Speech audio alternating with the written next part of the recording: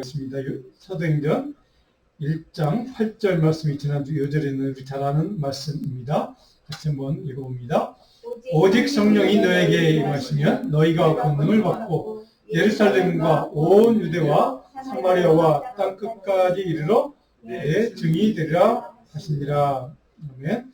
그래서 오직이라는 말을 제가 지난주에 설명을 드렸습니다. 오직이라는 말은 이런 방법 외에는, 그러니까 그 다음에 이어지는 내용입니다. 성령이 우리에게 임하지 않고서는 그 방법 외에는 우리가 예루살렘 온 유다 사마리아 땅까지로 복음을 증언할 수 없다는 겁니다. 그러니까 그 외에는 가능하지 않는 얘기. 반대로 얘기하면 오직 성령이 임해야만 가능하다. 이제 이런 말씀을 제가 드렸습니다. 그래서 오직 성령의 능력이 임하는 역사가 우리에게 있을 때 우리 하나님의 복음의 증인으로 끝까지 넘어지지 않고 무너지지 않고 쓰러지지 않고 살아낼 수가 있다는 말씀을 지난주에 말씀을 드렸습니다. 이 성령의 역사, 이따 우리가 다시 살펴보겠지만 이 성령의 역사가 우리 그리스도에게는 반드시 우리 가운데 임해야만 하는 하나님의 축복이고 은혜이기도 합니다. 역사가 임할 때 성령의 권능으로 말미암아 우리 모든 삶이 신앙의 생활이 가능해지기 때문에 그렇다는 사실을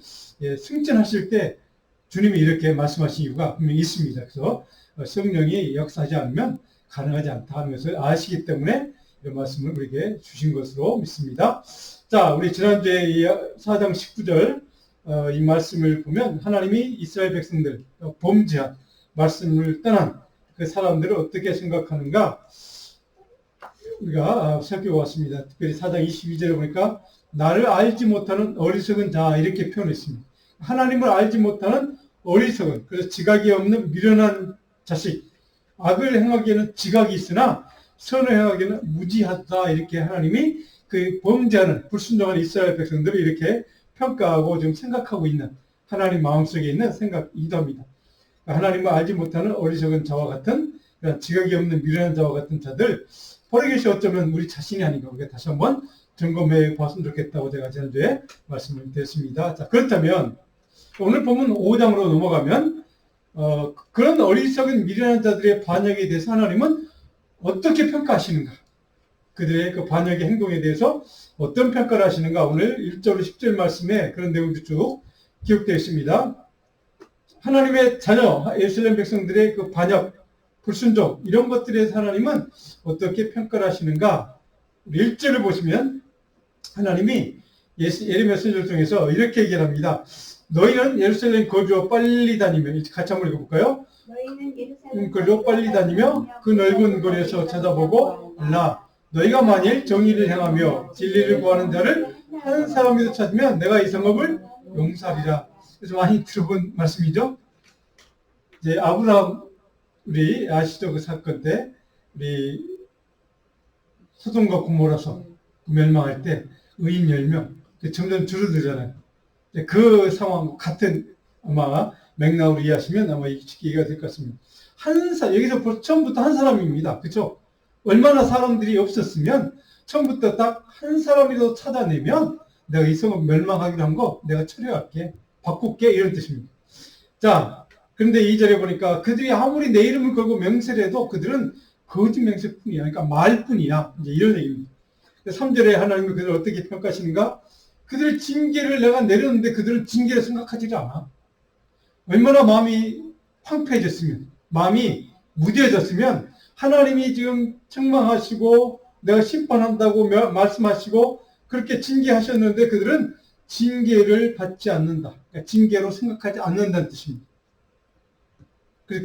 마지막으로 3절 마지막이니까 뭐라고 되어 있습니까? 그들의 얼굴은 바위보다 굳게 돌아오기를 싫어. 바위보다 굳어져서 그들의 마음 중심이 그래서 돌아오기를, 회개하기를, 돌이키기를 싫어한다. 이게 싫어한다는 말은 제가 전에 말씀드린 것처럼 굳게 한다는 말은 너무나도 그냥 불순종에 사로잡혀서 그냥 그 마음이 너무나 굳어지고 황폐해져서 하나님의 영이 임할 자리가 없는 겁니다. 완전히 닫혀있는 상태. 이것이 굳게 되어 있다. 그것을 근데 중요한 것은 싫어한다는 겁니다. 적극적으로 거부한다는 뜻입니다. 하나님의 영이 임할 것을, 돌이킬 것을, 하나님 앞에 다시 나올 것을 그들은 의지적으로 자기의 의사가 있어서 의지를 가지고 그것을 거부하는 정도로 그들의 마음이 굳어져 있는 상태. 이것이 오늘 이 시대에 우리 많은 그리스도인들, 이 시대에 많은 사람들의 영적인 상태가 아닌가 하는 생각을 합니다. 싫어한다는 말은 그래서 마애인이라는 히브리 동사인데 이게 뭐냐면 절대적으로 거부하는 것이다. 그러니까 자기 의지와 생각을 가지고 그 하나님의 역사 앞에, 하나님의 은혜 앞에, 말씀의 자리 앞에 나오는 것을 회개하고 돌이키는 것을 절대적으로, 적극적으로 거부하고 반대하는 그런 상황. 다른 말로 하면 그만큼 마음 중심이 황폐해지고 닫혀져 있고 그들의 영적인 상황이 그만큼 좀 심각하게 메말라 있는 그런 상황이라는 것을 이렇게 표현하고 있습니다. 자, 그런데 한마디로 오늘 4절에 보시면 그들의 영적인 배반과 거절과 이렇게 적극적인 의지를 가지고 하나님 앞에 나오는 것을 돌이키는 것을 거부하는 그들의 마음 중심이 왜 그런가? 한마디로 딱 정의했습니다. 도대체 이유가 뭔가? 4절 같이 한번 읽을까요? 4절입니다. 너의 길, 자기 하나님의 법을 알지 못하니. 하나님의 길, 하나님의 법, 하나님의 말씀을, 하나님의 명령을, 계명을 그들은 알지 못하기 때문에, 무지하기 때문에. 그러니까 세상적으로는 자기들이 지혜가 있고 지식이 있어서 너무 똑똑하고 하나님 도움 없이도, 하나님의 지혜 없이도, 하나님의 능력 없이도 우리 살 수 있다라고 생각하면서 그렇게 거부하고 황폐해진 그들 굳어진 신령을 가진 그들이 근본적인 문제가 뭔가? 하나님의 말씀, 하나님의 지혜, 하나님의 법을 그들은 알지 못하는 무지가 그들을 그렇게 황폐하게 만든다는 겁니다. 그들은 잘 안다고 지식이 있다고 스스로 지혜 있다고 생각하고 살지만 그들의 실상은 하나님의 생명의 법, 말씀의 법을 그들을 전혀 알지 못하는 영적인 무지 때문에 저렇게 나를 반역하고 거역하고 나에 대해서 돌이키기를 나의 말씀 앞으로 순종의 자리로 돌아오는 것을 적극적으로 거부하는 저들의 마음 중심은 하나님의 말씀을 알지 못하기 때문에. 그래서 이것이 바로 이 바벨론 포로기 이후에 이스라엘 백성들이 우리가 잘 아는 것처럼 그들이 이제 침묵의 시간이 흐르죠. 그 세례 요한 때까지 500년 동안을 그 침묵의 시간이 흐르는데 그때 디아스포라 유대인들이 힘썼던 게 그들 회당에 모여서 힘썼던 게 뭐냐면 하나님의 말씀, 구약의 말씀을 그들이 적극적으로 기록하고 그리고 찾아서 남기고 그것을 석관처럼 스크라이브 쓰고 했던 겁니다. 왜? 말씀을 깨닫고 말씀을 배우고 말씀을 알아야 한다는 것을 그들은 이때 그 경험을 통해서 깨닫고 배웠기 때문이었습니다. 그래서 그들은 회당에 가서 자녀들에게 하나님의 말씀을 가르치기 시작합니다. 그게 언제부터 그들이 집중하기 시작하면 바로 바벨론 포로기 이후에 하나님의 심판을 받아서 70년 동안 포로 종살이 하다가 그때부터 디아스포라 유대인들이 어디를 가든지 열망모의 회당을 만들어서 그들은 거기서 하나님의 말씀을 가르치기 시작했습니다. 왜? 바로 여기 이 말씀 때문에 하나님의 법을 알지 못해서 우리가 이렇게 바벨론 포로가 되었구나, 노예살이 했구나, 하나님의 처벌을 받았구나. 그래서 우리는 하나님의 말씀을 깨달아야 된다, 배워야 된다 라고 하는 것을 그들은 철저하게 경험을 통해서 깨닫기 시작을 했던 겁니다. 자, 바로 이것이 오늘 우리에게 주시는 저는 메시지라고 생각합니다. 우리에게 오늘 많은 우리 그리스도인들에게 우리 하나님 말씀을 너무 쉽게 접할 수 있는 시대입니다. 말씀 너무 쉽게 읽을 수도 있는 시대인데도 불구하고 그래도 우리는 그 말씀을 가까이 하지 않습니다. 말씀 읽지 않고 말씀 묵상하지 않고 말씀을 깊이 있게 생각해 보지를 않습니다. 왜? 너무 쉽게 접근할 수 있으니까 맘만 먹으면 언제든지 가능하다고 생각하니까 오히려 그것이 독이 되어서 말씀을 더 가까이 하지 않는, 말씀을 읽기가 어렵고 성경을 구하기 어렵다고 하면 아마 말씀이 있으면 그걸 집중해서 읽을 것입니다. 근데 요즘은 너무나도 말씀을 접하기 쉽습니다. 인터넷만 들어도 오늘 전화기에 그냥 틀면 나오잖아요. 성경 구절. 읽어가 주잖아요, 또. 그런 시대를 살기 때문에 우리는 바로 성경 말씀을 우리가 집중해서 묵상하며 읽고 그 말씀을 생각하는 것을 또 그 말씀을 읽고서 묵상하면서 그것을 토대로 해서 신앙을 고백하며 하나님께 간절한 마음을 가지고 기도하지를 않습니다. 왜? 말씀을 우리가 그 법을 알지 못하기 때문에. 그 이유가 바로 이스라엘 백성들의 멸망이 원인이었고 오늘 이 시대가 이렇게 말씀이 흐르는 시대, 교회도 많은 시대, 정말로 목회자도 많고 성도들도 많은 이 시대에 왜 영적인 능력이 사라지는가? 이유는 바로 거기에 있다고 저는 진단을 합니다. 예레미야를 통해 주신 하나님의 판단과 진단이 오늘 우리를 향한 하나님의 판단과 진단이라고 저는 생각합니다. 하나님의 말씀을 읽고 묵상하고 아는 것, 이것이 그만큼 중요하다는 뜻이기도 합니다. 자, 6절에 보면 이렇게 중요한 말씀이 또 기록되어 있습니다. 같이 읽어봅니다. 6절 시작. 그러므로 숲에서 나오는 사자가 그들을 죽이며 사마리아가 그들을 멸하며 표범이 성읍들을 엿본즉 그리로 나오는 자마다 찢으리니 이는 그대의 허물이 많고 반역이 심합니다. 자, 이게 허물이라는 단어와 반역이라는 단어가 거의 같은 의미는, 물론 다른 단어이긴 하지만 의미는 아주 같습니다. 자, 허물이라는 말은 표시하는 말이 이거는 그러니까 적대적인 행동을 뜻합니다. 하나님의 말씀을 거스르는 적대적인, 그러니까 불법적인 죄를 뜻합니다. 그러니까 영적인 죄죠. 하나님의 말씀을 불순종하는 죄, 말씀을 거역하는, 저항하는 죄, 순종하기를 거부하는 죄를 뜻하는 단어가 바로 이게 허물이라는 단어입니다. 그러니까 우리 영어에 뭐 트랜스그레이션이라는 말 하시죠. 그러니까 죄 짓는 겁니다. 이제 그런 것을 뜻하는 단어입니다. 밑에 반역이라는 단어가 있습니다. 반역이라는 단어는 더 적극적인 의미의 부정적인 의미입니다. 이거는 배교하는 겁니다. 배교. 다른 말로 하면 신실하지 않는 것, 신실함이 없는 것. 그러니까 하나님 앞에서 신실성이 없는 것. 그러니까 하나님을 예배도 하고 찬양도 하고 기도도 합니다. 근데 진심이 없는 겁니다. 신실함이 없는 것.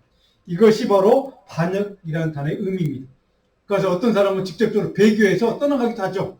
우상을 섬기기도 하고 하나님을 믿는 것을 포기하고 떠나고 우상으로 돌아가는 사람도 있지만 바로 이것은 다른 의미에서는 하나님 앞에 있습니다. 있긴 있지만 몸은 나와 있지만 신실하지 않고 그 중심은 다른 생각을 하고 품고 있고 우상을 섬기거나 아니면 다른 우상적인 것을 섬기는 그런 마음의 태도, 그런 영적인 태도, 바로 이것을 바로 성경에서는 이게 메슈바라는 이 반역이라는 단어 뜻하는 품고 있는 뜻이기도 합니다.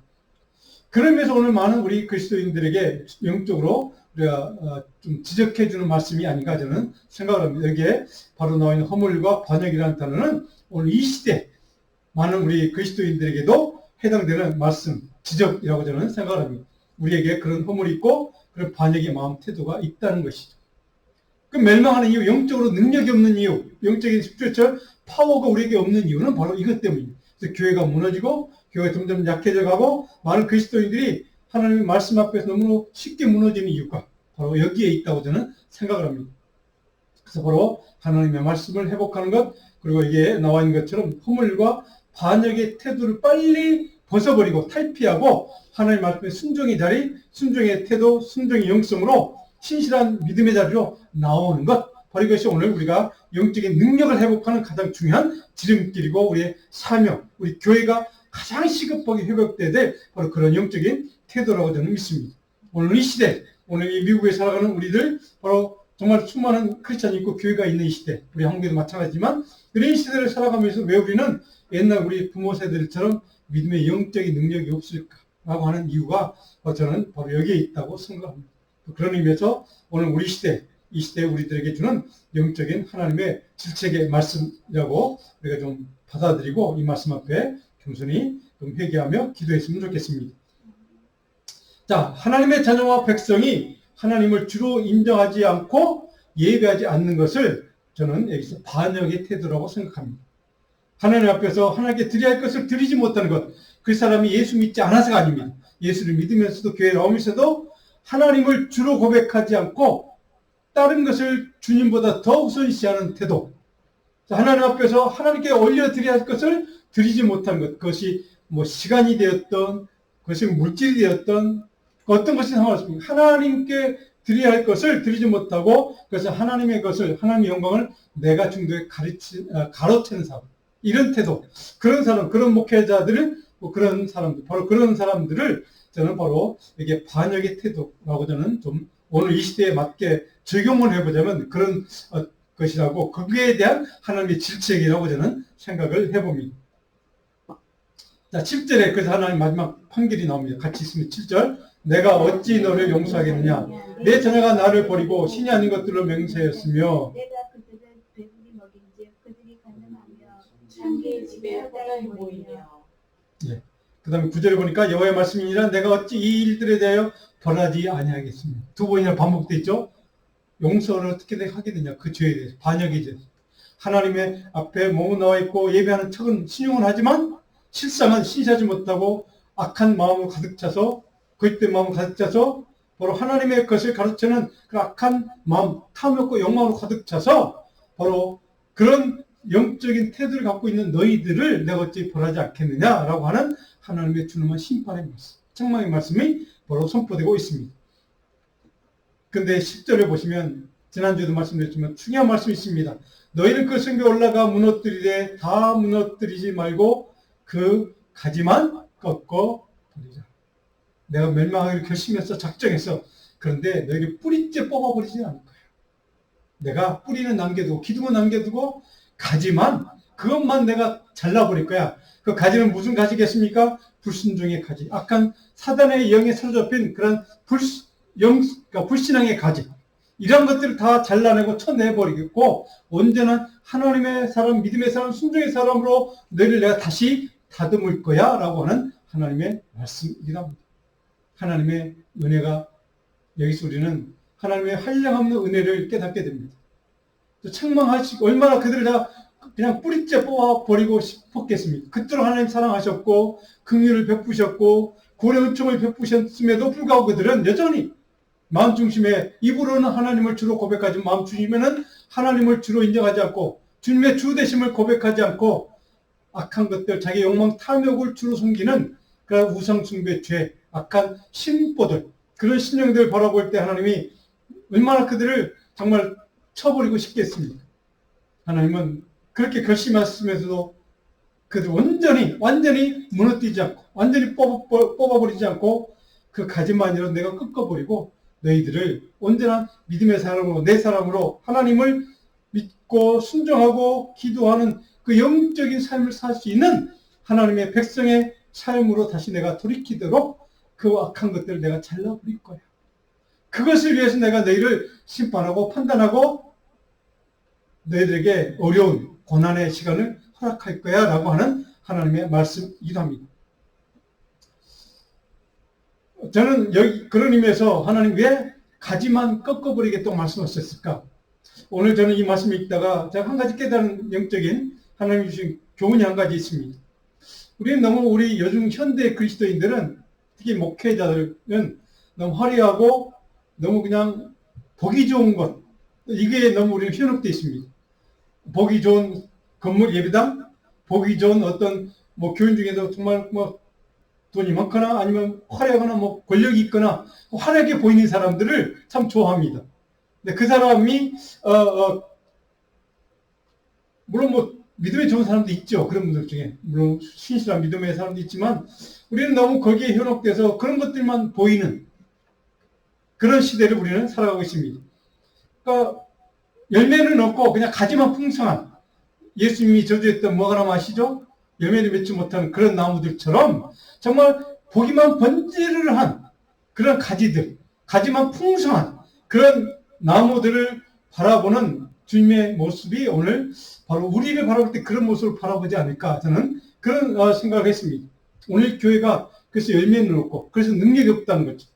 가지는 화려한 것 같은데 정말 가지는 열질이 펼쳐지고 좀 화려하고 그래서 많은 열매를 맺을 것처럼 보이는데 실상은 열매는 없고 능력은 없고 화려하기만 겉모습만 그럴듯한 그런 교회가 요즘 이 시대의 교회의 모습이 아닌가 그런 그리스도인의 모습이 아닌가 하는 것입니다.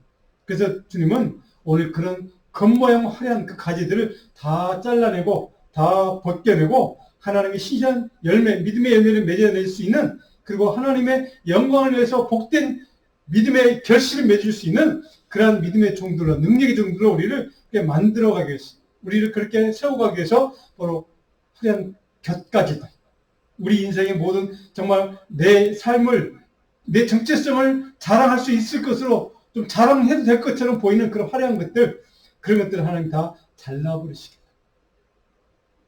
잘라버린다는 말은 바로 그런 것들로 인해서 우리가 어려움을 겪을 수도 있고 고통을 당할 수도 있다는 겁니다. 그런 것들을 잘라내야 비로소 하나님이 주 되심 우리는 고백할 수 있고 하나님을 인정할 수 있고 하나님을 참되게 신실하게 예배하고 경배하는 하나님의 종으로 하나님의 백성으로 다시 설 수 있다는 사실. 오늘 이 시대에 저는 이 말씀 읽으면서 내가 버려야 될 것, 내가 찢어버려야 될 것, 내가 꺾어버려야 될 내가 가지들, 화려한 가지들, 겉모양만 그럴듯한 화려한 가지는 뭘까? 저는 생각을 해보았습니다. 저는 여러분에도 뭐 그런 것들이 분명히 있을 것입니다.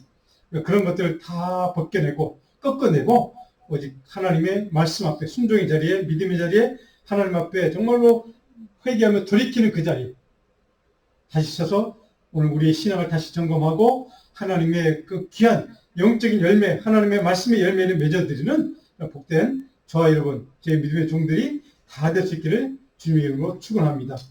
두 번째로 오늘 본 말씀을 통해 우리가 깨달아야 할 영적인 내용들이 있습니다. 두 번째 11절, 19절까지는 반역하는 백성들에 대해서 하나님의 판단과 하나님은 그들을 어떻게 다스리는가, 그 결과가 무엇인가, 좀 비극적인 결론입니다. 하나님이 그들을 포기 선언합니다. 포기하겠다. 더 이상 내가 너희들 못 봐주겠어. 이런 뜻입니다. 11절 같이 한번 읽어볼까? 오늘 보면 5장 11절. 여호와의 말씀이니라 이스라엘의 집과 유대의 집이 내게 심히 반역하였느니라. 12절. 그들이 여호와를 인정하지 아니하며 말하기를 여호와께서는 계시지 아니하니 우리가 칼과 기근을 보지 아니할 것입니다. 자, 이게 보십시오. 그들을 어떻게 하나님이 평가하고 판단했습니까? 내게 심히 반역했다. 그런데 반역한 그 내용이 뭡니까? 하나님을 하나님으로 인정하지 않는 겁니다. 그들은 하나님의 백성이었습니다. 하나님을 오랫동안 섬겼던 사람들입니다. 하나님의 축복을 받은 사람들입니다. 그 백성, 하나님의 축복의 약속을 받아서 가나안 땅, 거기 들어갔던 이스라엘 백성들의 후손들이었고 바로 오랫동안 하나님 지켜주셨던 그 보호와 은혜와 능력과 구원을 받았던 백성들임에도 불구하고 하나님 앞에 반역하고 하나님을 인정하지 않는 자들, 바로 이것이 오늘 우리들의 모습이 아닌가, 오늘 이 교회의 모습이 아닌가. 저는 이 말씀을 통하여 오늘 우리들에게 주는 준엄한 하나님의 심판의 메시지라고 저는 생각합니다. 그러면서 동시에 하나님은 계시지 않는다고 생각합니다. 눈에 보이는 것, 내게 좋은 것, 내게 도움이 되는 것, 내게 유익이 될 수 있는 것들을 그런 사람이나 그런 것들에 대해서는 우리가 인정을 하면서도 하나님에 대해서는 인정하지 않는 이 시대, 바로 이 시대에 오는 바로 재앙이 우리에게 임하지 아니할 것이 우리가 칼과 기근을 보지 아니할 것이며 라고 생각하며 착각하며 하나님을 무시하고 인정하지 않는 우리의 내면에 있는 그런 악한 모습은 없는지 다시 한번 우리가 이 말씀 앞에서 주 앞에 좀 엎드리며 좀 우리가 통찰하는 그러한 우리 영적인 점검의 시간이 되면 좋겠습니다. 13절을 보니까 중요한 말씀이 있습니다. 그 이유, 근본적인 이유, 하나님의 말씀, 하나님의 계명을 그들은 무지했다고 아까 우리가 말씀을 같이 나눴잖아요. 여기 13절은 이렇게 됐습니다. 13절 같이 읽습니다. 선자들은 바람이라 말씀이 그들의 속에 있지 아니한즉 그같이 그들이 당하리라. 말씀이 그들의 속에 있지 않다라고 그들은 생각합니다. 선지자들에게 하나님 말씀을 받았고 그 말씀을 대언하는 그들이, 선지자들이, 그들은 하나님 말씀을 받지 않았어. 자기 말이야. 하나님의 빙자에서 저들은 자기 생각을 얘기하고 있어. 하나님 말씀을 그들은 받지 못해서 그들 안에는 하나님 말씀이 없어요 라고 그렇게 생각한다는 거죠. 자, 이것이 이 시대에 우리들의 이 시대상 많은 세상 사람들이 그렇게 살아간다는 겁니다. 하나님이 존재하지 않는다, 하나님이 거하지 않는다, 하나님 실제하지 않는 분이라고. 그래서 하나님의 말씀, 그분이 주셨다는 말씀도 그건 거짓된 거라고, 헛된 거라고 생각하는 그런 무시하는 사람들, 무지한 사람들. 바로 이것이 오늘 이 시대의 수많은 세속적인 사람들, 세상의 사람들, 반그리스도인들, 적 그리스도인들, 우리 그리스도인들을 정말 비난하는 안티 크리스찬들. 저는 분명히 하나님이 심판하려고 저는 믿습니다. 그들에 대한 하나님의 책망과 심판이 있을 것으로 저는 믿습니다. 신절을 통해 주신 하나님의 말씀을 인정하지 않고 부정하는 그런 사람들, 생명의 말씀에 대한 부인하고 또 그 능력에 대해서 부정하는 사람들, 분명히 하나님은 거기에 대해 심판이 있을 것입니다. 저는 그런 의미에서 오늘 이 말씀을 우리가 읽을 때, 이 시대 우리가, 내가, 그리스도에 사는 내가 그런 것은 없는지, 내 안에 그런 모습은 없는지 다시 한번 철저하게 우리가 좀 돌이켜봤으면 좋겠습니다. 그렇다면 그 반역하는 자들에 대한 하나님의 대응책은 무엇인가? 14절입니다. 같이 읽습니다. 그러므로 만군의 하나님 여호와께서 이와 같이 말씀하시니라. 너희가 이 말을 하였은즉 볼지어다 내가 내 입에 있는 나의 말을 불이되게 하고 이 백성을 나무가 되게 하여 불사르리라. 내 입에 있는 나의 말을 무엇이 되게 한다? 불이 되게 하여 너를 능력의 불로 불살라 버릴 거야. 너희를 멸망시켜 버릴 거야. 라고 하는 하나님의 최종 결론의 말씀, 이렇게 우리 하나님이 선포하고 있는 것입니다. 그래서 이 백성을 나무가 되게 하여 불사르리라. 하나님은 그 반역의 죄에 대해서 이렇게 구체적으로 이제 이렇게 선포했습니다. 그럼 어떤 수단과 방법을 통해서 그들을 책망하시는가? 15절입니다. 여호와의 말씀이니라. 이스라엘 집이여 보라, 내가 한 나라를 먼 곳에서 너희에게로 오게 하리니 곧 강하고 오래 민족이라. 그 나라 말을 내가 알지 못하며 그 말을 내가 깨닫지 못하니. 17절. 그들이 내 자녀들이 먹을 추수 곡물과 양식을 먹으며 내 양떼와 소떼를 먹으며 내 포도나무와 무화과나무 열매를 먹으며 내가 믿는 견고한 성들을 칼로 파멸하리라. 견고한 성들, 굳은 결코 무너지지 않을 거라고 강력한 요새라고 믿는 그 성들도 하나님이 불로 심판하시겠다. 칼로 멸망시키겠다. 하나님의 불의 심판이, 하나님의 견고한 성들을 무너뜨리는 멸망이 반드시 있게 될 것이다. 라고 하는 하나님의 선포이기도 합니다. 그들의 반역에 대한 하나님의 판단의 결과는 어떻게 됩니까? 18절에 보니까 그때도 내가 너희를 진멸하지는 않을 것이다. 내가 그렇게 심판할까요? 멸망시킬까요? 라고 반복해서 말씀하시면서 18절에 보니까 그때도 내가 너희를 완전히 진멸하지는 않을 거야. 그렇죠? 뿌리째 멸망시키지는 않을 거야. 하나님의 긍휼, 하나님의 사랑, 하나님의 은혜를 우리는 다시 한번 여기서 맛볼 수가 있습니다. 그렇게 책망하겠다고, 심판하겠다고, 멸망시키겠다고 거듭거듭 반복해서 말씀하시면서도 결국은 하나님의 말씀은 뭡니까? 너희들을 완전히 진멸시키지는 않고 너희의 뿌리, 너희의 근거, 우리 다른 신학적 용어로 하면 남은 자들을 내가 남겨줄 거야. 바로 이것이 저는 하나님이 오늘 이 시대 우리를 향한 하나님의 약속의 메시지, 저와 여러분을 향한 너희는 내가 남겨둔 남은 자야 라고 우리에게 주시는 말씀이라고 믿으시기를 축원합니다. 우리가 그 남은 자, 그 믿음의 남은 자, 우리 교회가 그런 교회. 저는 이것이 이 시대 우리의 사명이라고 믿습니다. 남은 자인 사명, 남은 자 된 사명. 무엇입니까? 하나님의 말씀, 하나님의 생명의 나라, 그 복음을 끝까지 증언하고 증거해야 될 사명이 우리에게 남겨져 있다는 뜻입니다. 19절에 보니까 바로 그 사명을 거부한 사람들, 그 사람들에 대한 하나님의 심판은 어떻게 됐습니까? 19절 후반절에 가면 너희가 여호와를 버리고 너희 땅에서 이방 신들을 섬겼은즉 이와 같이 너희 것이 아닌 땅에서 이방인들을 섬기리라. 결국 이 결과가 뭡니까? 바빌론 포로. 바빌론 잡혀가서, 이방 땅에 잡혀가서 그들이 섬겼던, 이방 사람들이 섬겼던, 바빌론 사람이 섬겼던 신을 섬기게 되고 그들과 결혼을 하게 되므로 그 민족이, 이스라엘 백성들이 다시 한번 그 하나님의 우상을 섬기게 되는. 그렇지만 그 남은 자들, 믿음의 남은 자들, 남은 백성들은 끝까지 하나님의 말씀을 지키고 하나님의 믿음의 자리를 지키고 순종의 자리를 지키고 하나님 앞에 돌이키는 그 자리, 기도의 자리를 지켜서 끝까지 하나님의 복음을 지키는 그 백성들, 그 믿음의 백성들, 하나님의 축복의 자녀들. 저는 그런 자녀들이 있었기 때문에 이스라엘 백성들이 지금까지 몇천 년 지나면서 지금까지 그 백성들이 이어져 왔고, 오늘 이 예수님 그 복음을 믿는 저와 여러분들이 성령의 능력으로 말며 그런 남은 자, 이 시대에 꼭 하나님 필요해서 우리를 남겨주신 남은 자라고 저는 믿습니다.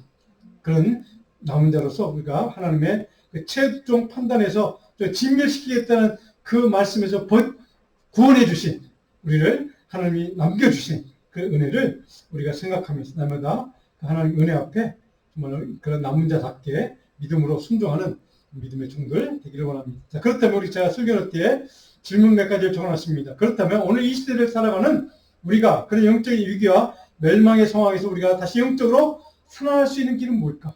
이 시대에 그런 상황에 처한 우리들이 영적으로 하나님의 은혜를 누리는 영적인 회복의 길은 뭘까? 주님께서 우리를 포기하지 않도록 만드는 비결은 뭘까?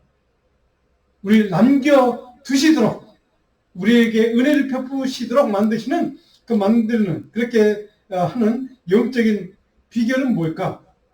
두 가지 성경 구절을 같이 읽어봤으면 좋겠습니다. 에스겔서 11장 18절로 20절 말씀, 19절과 20절 우리 같이 한번 읽어볼까요? 내가 그들에게 한 마음을 그 몸에서 돌 같은 마음을 제거하고 살처럼 부드러운 마음을 주어 내 윤례를 따르며 내 규례를 지켜 행하게 하리니 그들은 내 백성이 되고 나는 그들의 하나님이 되리라. 아멘. 에스겔서에게 주신 선지자를 통해 주신 말씀, 한 마음을 준다. 그리고 그 속에 새 영을 줍니다. 물론 우리가 잘 아는 지난주에 살펴봤던 에스겔서의 37장에 있던 말씀, 새 영, 하나님이요 성령을 뜻합니다. 돌 같은 마음을 제해버리고 굳어있는 화석처럼 굳어있는 마음을 제거하고 부드러운 마음, 성령의 마음, 하나님의 은총의 마음, 은혜의 마음을 우리에게 부어주시고 그래서 우리가 말씀 앞에, 윤리 앞에, 계명 앞에 순종하는 믿음으로 설 수 있도록 그래서 하나님의 은혜의 자리에 서도록 하나님의 백성, 하나님의 구원받은 축복의 자녀가 되고 하나님이 정말로 우리의 하나님, 나의 하나님, 주님을 주로 고백할 수 있는 주님의 주되심을 고백하는, 인정하는 그 참된 신실한 믿음의 종들로 우리를 만들어 주시겠다. 이 말씀이 아멘으로 화답하는 저와 여러분 되기를 축원합니다. 역대기하 7장 14절 우리가 잘 아는 말씀 솔로몬에게 주신 하나님의 약속, 응답의 말씀입니다. 같이 읽습니다.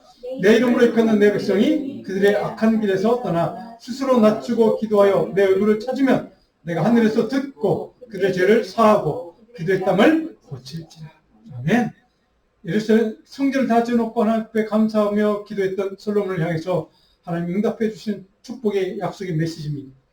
스스로 낮추고 기도하고 하나님을 찾습니다. 하나님을 구하면 하나님이 우리의 기도를 들어주시고 우리의 죄도 사해 주시고 그리고 우리의 땅을 병이들이 있는 땅 정말 우상 숭배와 모든 그 악한 사단의 세력들로 지배당하는 이 땅 우리의 심령 굳어있는 우리 심령을 하나님이 치유하시고 고쳐주시고 회복시켜 주시고 저는 이 시대에 우리 교회에 이런 역사가 일어나는 교회 저 여러분의 가정에도 우리 자녀에게도 이런 놀라운 축복의 약속의 말씀으로 하나님 응답해 주시는 복 그래서 이 약속의 말씀을 붙들고 저 여러분의 우리 교회가 마지막 이때 신실하게 하나님의 능력과 복음의 능력과 성령의 권능을 끝까지 선포하고 지키고 그 말씀을 증언하는 복음의 증인으로 우리 모두가 사는 복된 성도 다 되시기를 주님으로 축복하고 축원합니다. 조국 교훈과 과제에 제가 설교노트 있습니다. 그래서 오늘 말씀은 지금 읽었던 에스겔 11장 19절에 20절 말씀 읽어주시고 한 주 동안 묵상해 주시면 좋겠습니다. 이 말씀을 기억하시면서 한 1분 동안 잠깐 하나님 앞에 간절한 마음으로 이 약속의 말씀을 붙들고 우리 기도했으면 좋겠습니다. 이 말씀 기억하시면서 같이 기도합니다.